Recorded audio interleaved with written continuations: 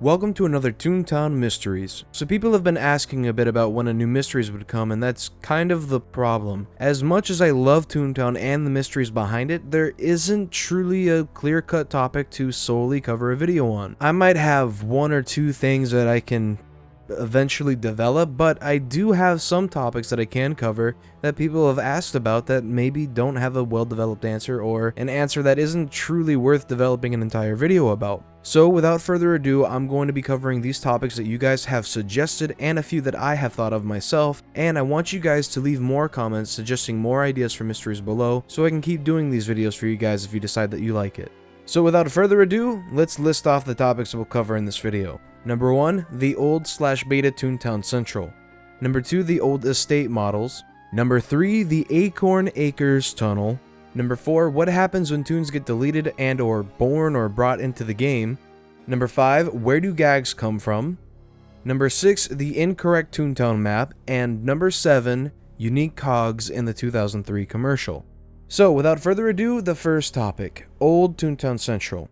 It's very notable as one of the most obvious beta-centric Toontown Online things.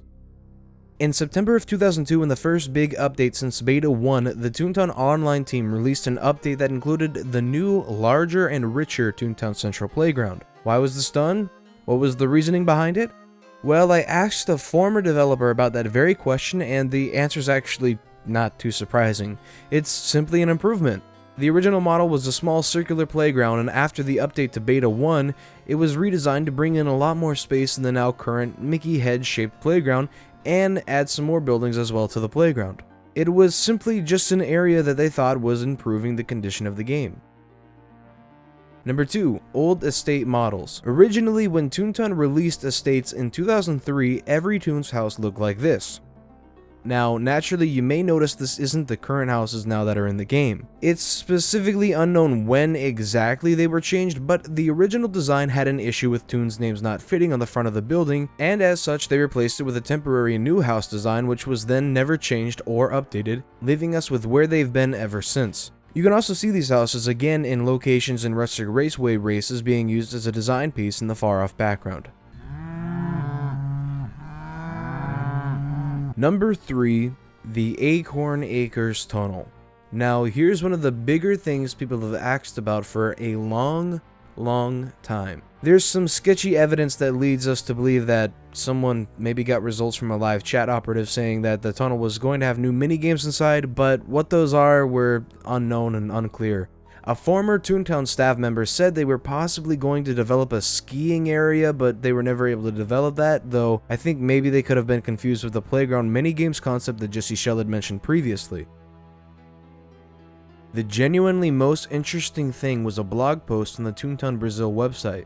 In the blog post, it specifically mentions the under construction tunnel in the update that brought Acorn Acres to Toontown Brazil, saying, in not exact words due to translation, "And to the curious, they say that in the hidden door of the forest there will be a mountain, where the enemies will not be Cogs.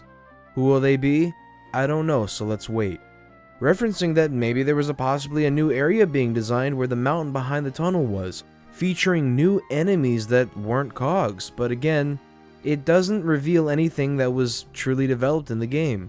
Jesse Shell himself asked a few former Toontown developers and found that if there ever was a concrete plan for the Acorn Acres tunnel, nobody could actually remember what it was, and there may have been a few ideas of what could have gone there, but nobody was truly sure, and nothing was ever actually developed or planned, and nothing ended up happening with the tunnel. I will also note that Jesse Shell himself and his company were never involved in developing anything for specifically that tunnel in Acorn Acres. Not a very satisfying answer to a big question mark, but sometimes questions just simply lead to unsatisfying answers. Here's a good question though. What would you put in the Acorn Acres tunnel?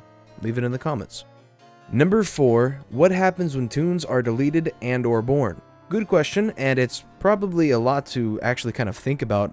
There's no real mention of parents or births of Toons, and especially no mentions of deaths. I mean, Toons only go sad for a reason. If you were to ask Jesse Shell, he wouldn't give you a firm answer, but he will say that there were inside jokes about Toons being erased, much like a sketch of Mickey Mouse that was simply erased from the paper.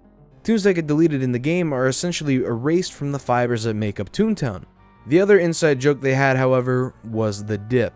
The dip being the sickly green chemical concoction also known as Toon acid that was featured in the movie Who Framed Roger Rabbit. Upon any Toon coming into contact with it, they immediately begin to dissolve on contact, thus being an anecdote to create inside jokes that when Toons are deleted, they experience a fate with the dip one way or another, as morbid as that may seem. They specifically avoided thinking too much about how Toons got erased, however. It's not something that they'd want to develop for the game. You only want new Toons and not erased ones. However, if you wonder how Toons came to exist, there's not much known specifically. In the original Toontown tutorial, Mickey or Minnie brought you into Tutorial Tom's shop, simply saying there's a new citizen in town. So if you take that theory that Toons get erased and turn it around, maybe you can just proudly say that it was you that essentially drew the character that your Toon is and created them as a living being in the world of Toontown. There's a much nicer thought than the dip, right? Right? Number 5, where do gags come from? It's a pretty good question. It's something that's been discussed before in places, but to answer the question specifically, there's a few specific places that gags themselves drew inspiration. Looney Tunes cartoons were essentially one of the biggest foundational inspirations behind gags coming to be.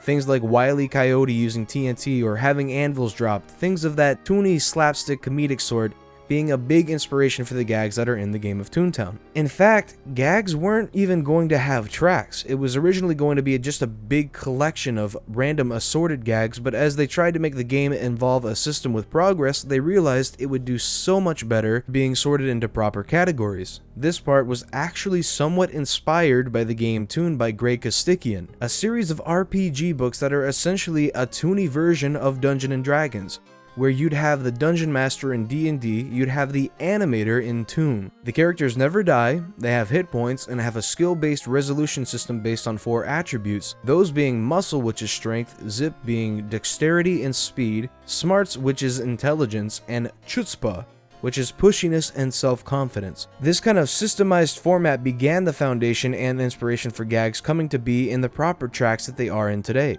Number 6, the Toontown map is incorrect. I'll be brief with this one as almost probably everybody knows this one. There was originally the beta Toontown Central model that was displayed on the map. When they updated it to the newer model, they replaced the original with an overhead shot of the new playground. The only problem being the tunnels didn't actually properly line up like on the original map and was always messed up from there on. In fact, an old friend of mine, Super Swirl Entertainment, made a funny video on this topic itself that you should check out. If you want to check it out, it'll be in the description below. And last but not least, unique cogs being in the 2003 Toontown commercial. Well, I don't think this is as exciting as a mystery as it could be, but unfortunately, when this commercial was being produced, not everything was set in stone. In fact, the original Toontown map was not ever designed for the game itself. It was actually just a drawing done as a part of a presentation the original developers made to just get funding to actually figure everything out for Toontown Online. When this commercial was being made, they needed a true high-resolution map of the Toontown they had built, so they simply used this picture and blurred out the areas that they had never developed. So in the same kind of vein of things, they used what they could in the commercial. This means weirdly colored Toons and, yes, cogs of the wrong type being assembled, like this downsizer or bean counter head lawbot, this micromanager sellbot, and this penny pincher bossbot. It was all just simply thrown together to be part of this commercial, and a personal belief of mine is maybe they were just trying to show off very unique cogs altogether and not just some cogs with very similar head designs. So I hope this was an interesting video for you guys. I enjoyed getting all of your comments and using them as inspiration to create this video itself. Again, I'll say that answering and solving mysteries cannot be possible without the mysteries themselves, and that's where you come in. If you have anything you want to know more about that you don't think was ever truly covered, or maybe you found something you noticed yourself, leave a comment about it below, and just like these above, I'll be sure to read them and put together a suggested topics too. As always, thank you all for watching, and I'll see you all next time in my next video.